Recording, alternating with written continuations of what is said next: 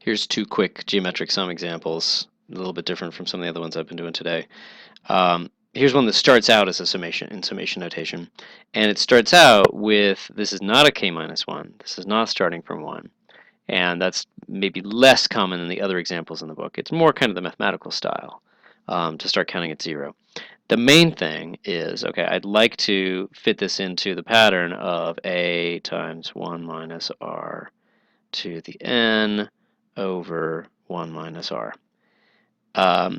What's a, what's r, and what's n, obviously, to use that formula? Well, remember the a, I like to focus on the meaning of them. The a is the first term, okay?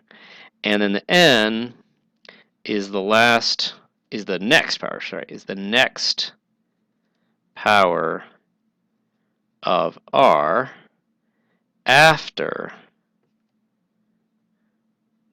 what is used in the sequence. And that next is crucial. And of course, r is the common ratio. Now, if you're looking at something in summation notation, that's always just going to be the thing that keeps getting raised to a power, right? So that one is pretty easy. Okay, the first term, you could try to guess, oh, is it the 10, is it the 4, we'll just plug it in, right? And it should be usually this, but not guaranteed. If it's written in a kind of a weird way, it's not guaranteed. So here, you just plug it in, 10 times 4/5 to the 0. By definition, this means plug in all the numbers between 0 and 20 and plug that in. Okay, that's 10, and we're good. Okay, so that's A. Okay, and then the trickiest thing is, what is the next power? Well, okay, what's the last term? So the real key for me for all of this is, if you're at all confused with summation notation, write the sucker out. We've already written the first term. Let's go ahead and write the second term just so that we could show this to somebody and get a sense of what it looks like in the expanded notation with the dot, dot, dots. That just means plug in k equals 1. 10 times 4/5.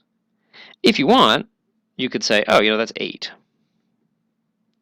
But you know what? It might be better just leave it like this. Leave it as the pattern, not the calculation, not the answer. Okay, and then what's the last term? You're just plugging in the last number here. Okay, so that makes it more clear. The last power I'm using is 20. It is this number. And so the next one is going to be 21. Okay, so now let's see if I can squeeze it in here. Equals, we're going to have 10, and then we're going to have 1 minus 4/5 to the 20. Not 21, as in, sorry, 21. Just kidding. Not 20, as in a lot of examples. If I had the shift here, if it was the 1 to 20 and this was a k minus 1, it would be different. And that's why it's really nice to write it out this way. Here, there's no argument about what does k mean, what does n mean, it's just here's the first term, here's the last power I used, and then I go to the next power. Over 1 minus 4/5. Okay, 1 minus 4/5 on the bottom is 1/5. Okay, divide by that times 10, you get 50. And then 4/5 to the 21st rather. That's a fairly small number. Okay, and then you could get the decimal if you want, but basically that's moderately, that's pretty small. It's not absolutely tiny.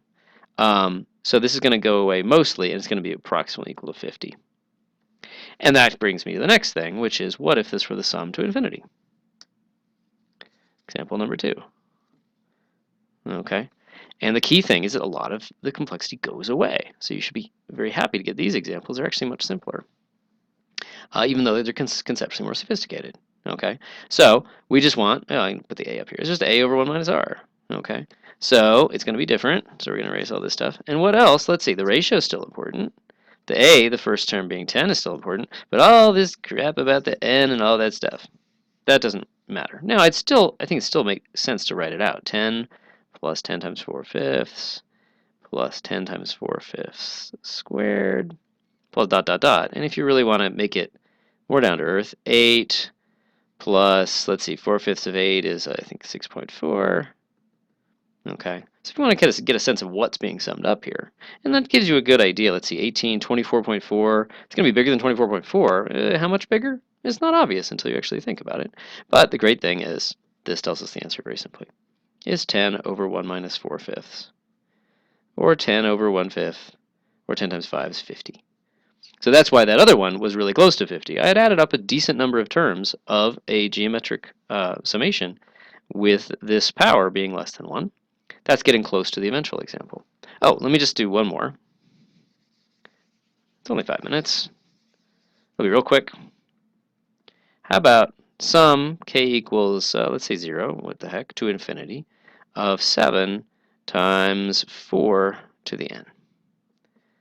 Okay. Can I just go ahead and say a over 1 minus r, where the a would be the 7 and the r would be the 4? We talked about this in class. Absolutely not. No, no, no, no, no. Okay. Here the r is bigger than 1, and more particularly the size of r is bigger than 1.